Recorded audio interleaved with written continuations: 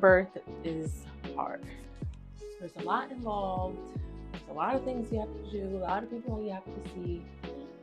You have to get the baby's room ready. You have to get your items ready for wherever you're going to birth. You have to take classes. You have to get your partner involved. There's a lot. Today, I'm going to take you through 5 unconventional ways I prepared for birth. They made breakfast. We have some eggs and cheese and veggies and salchichon and this amazing bread. And I need to make coffee.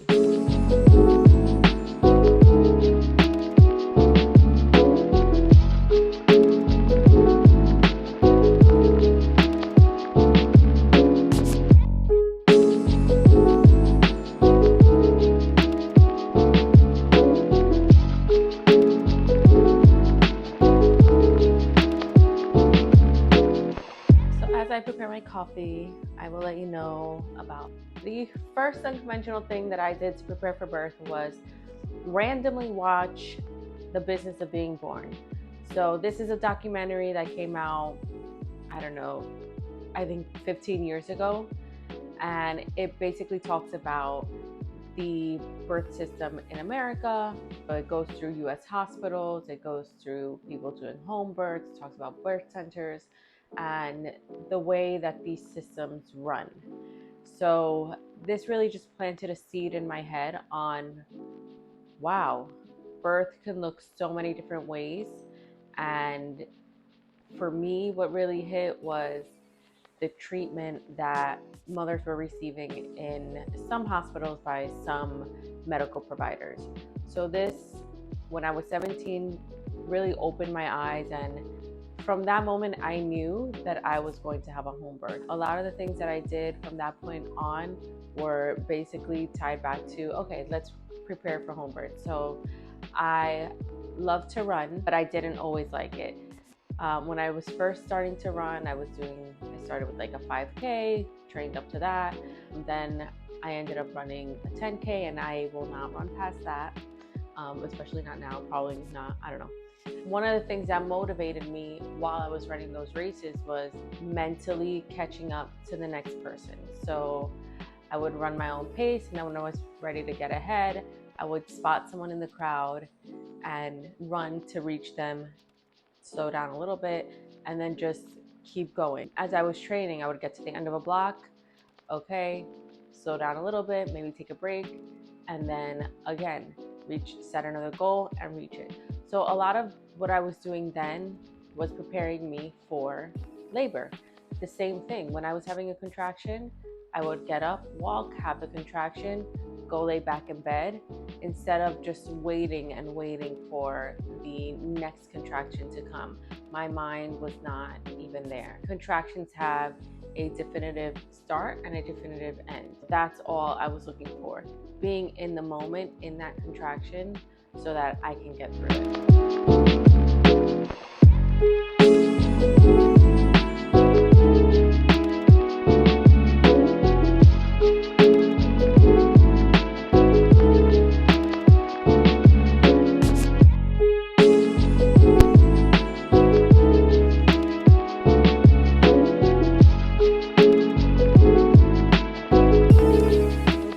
I'm a barista. The second way that I prepared for labor and birth was to come up with a birth philosophy. This had been something in the making throughout my pregnancy and maybe a little bit before, but one of my deep beliefs is that if my grandmothers didn't need it, if my great-grandparents didn't need it, if civilization didn't need it to give birth, to have a baby, to raise a family before the last 100 years, then I don't need it. Now, when it came to pregnancy, I had a very minimal intervention. I didn't do any ultrasounds.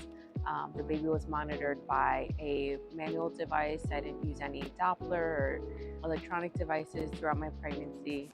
And throughout my labor and birth, the same thing applied as far as choosing a home birth. People were having home births since the beginning of time, and I felt that if there was anything inherently dangerous about home birth, then we wouldn't be here as a civilization.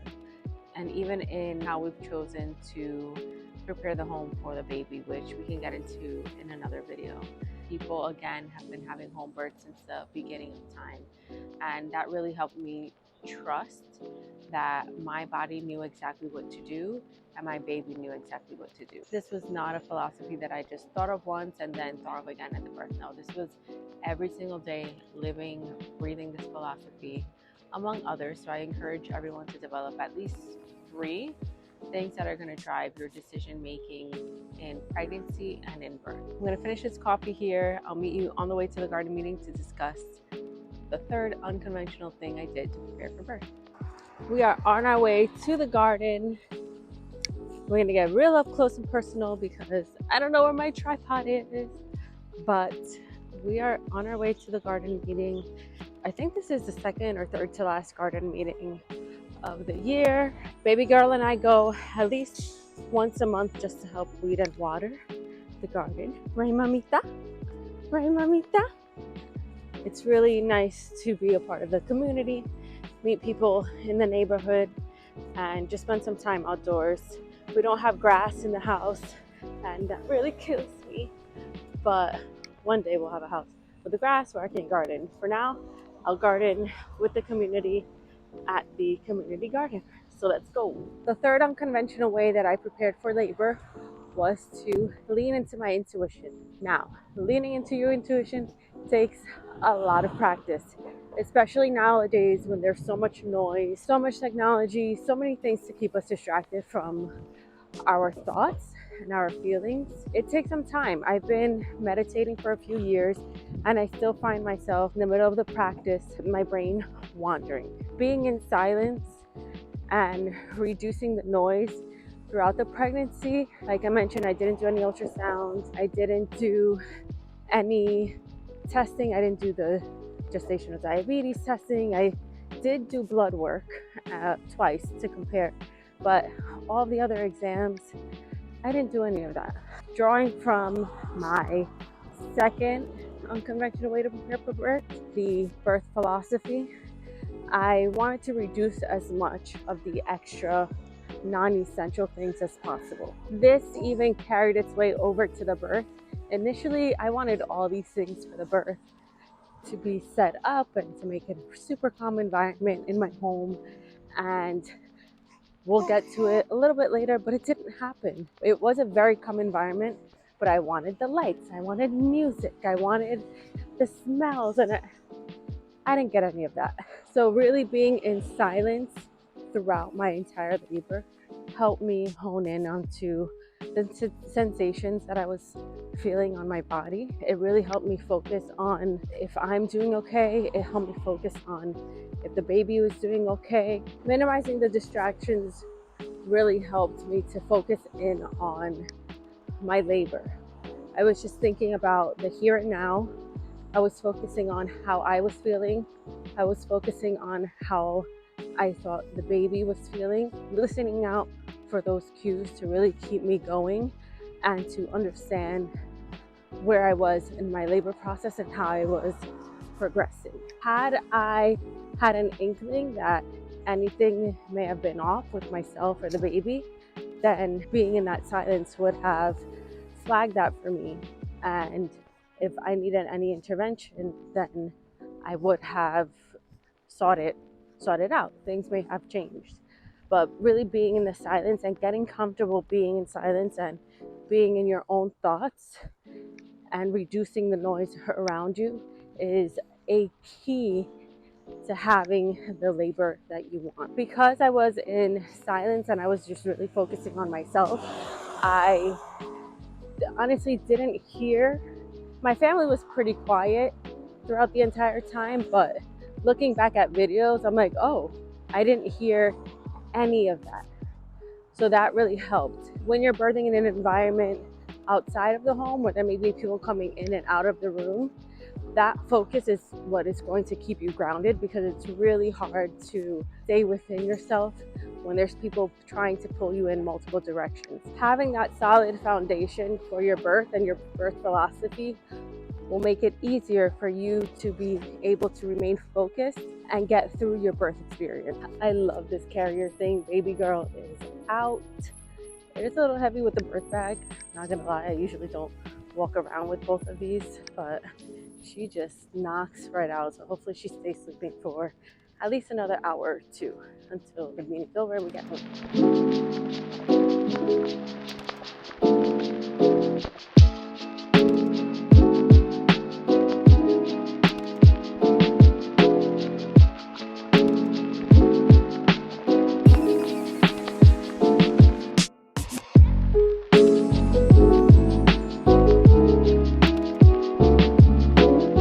Walking back home from the garden, so tired, did a lot of work carrying the baby, but we had our garden meeting, and we only have one more garden meeting, so season ends around October and November. We planted some cabbage, planted more beans, we trellised some of the beans that were already there, we did some cleanup, some of the plants that didn't make it, so we pulled out some eggplant, pulled out some peppers, because we didn't really get enough sun in that bed this year, so they didn't fruit.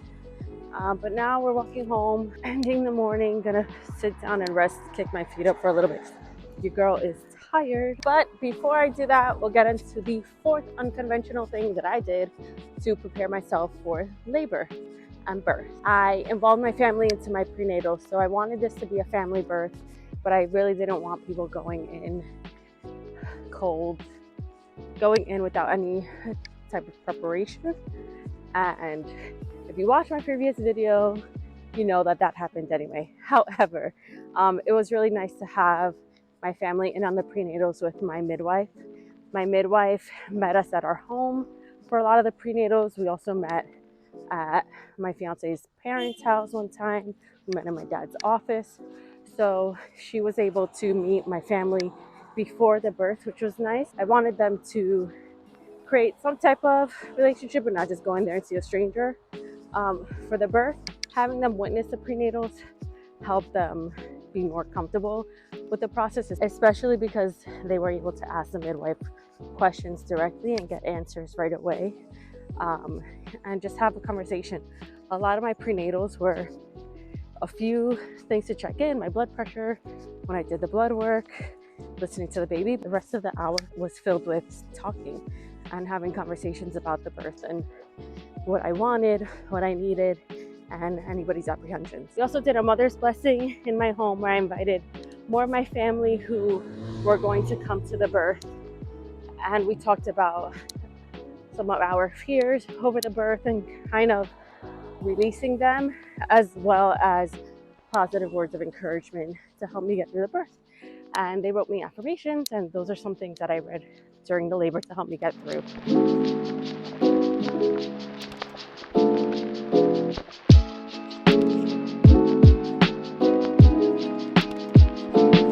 We are back from the garden. I'm so tired. I'm so tired and ready to kick my feet up and rest. But I wanted to show you what I got with the garden. So we have some basil, so we have green, and I think this is holy basil, the purple one. So I'll be making a pesto. They smell so good. I'll make a pesto with them. This is some rhubarb, which I've never cooked rhubarb before. They told me it's tart. I've never eaten it. Some of the other gardeners told me to chop up some strawberries, chop up the rhubarb, put it into a pan with some sugar, and then just make like a jelly out of it. So I think I'm gonna do that and then buy some puff pastry and make kind of like a Pop-Tart situation. So stay tuned, maybe I'll record it. And then we got this huge squash. I'll probably slice it up and I don't know, saute some of it maybe with some garlic, red pepper flakes. and then I'll put it in some sauce, hide it in some sauce, because I'm the only one that'll eat it here. Fruitful harvest from the garden. And that leads us to our fifth and final unconventional way that I prepared for birth. It was to come up with my due date an unconventional way. So I didn't use my last menstrual period to calculate my due date. I went off of my conception date. I also went off of my cycle length. That didn't really work out. So when I thought I was 30 weeks, I was actually 40 weeks. For some people, that might be too much of a surprise, but it did help me not anticipate and wait for the labor to come. It helped ease me, keep me at peace, knowing, okay, so I'm 38 weeks pregnant. I'm likely not going to give birth for the next 2 weeks, so I can just coast. So when labor started happening, I was like, oh, okay, I guess the day is here. If you watched my last video where I talked about my birth, my midwife came over and we recalculated my due date and found out I was 40 weeks. That helped me to really just be in the moment and accept, okay, this is happening. This is my labor. We're here. This is the day. And we're going to keep it going. I feel like if I would have known my due date, I would have just been waiting for the day to come, and it would have taken forever to come. I also wasn't sharing my due date with people. I told them the baby will be here by the end of spring, and the end of spring was mid-June. Baby came mid-May. So that was also a surprise to them. I just didn't want to put any expectations on myself, my body, for birthing by 40 weeks, and if I didn't birth by 40 weeks and I was late, and all these things that can kind of mess with your head. So I was glad that I did it that way. Thank you for tuning in to learn about the 5 unconventional ways that I prepared for labor. If you have any unconventional ways that you prepared for labor, I would love to hear them in the comments below. Also in the comments, you can let me know what you want to see in my next videos. Please make sure to hit the subscribe button, turn on that notification bell for alerts to my next video. See you later.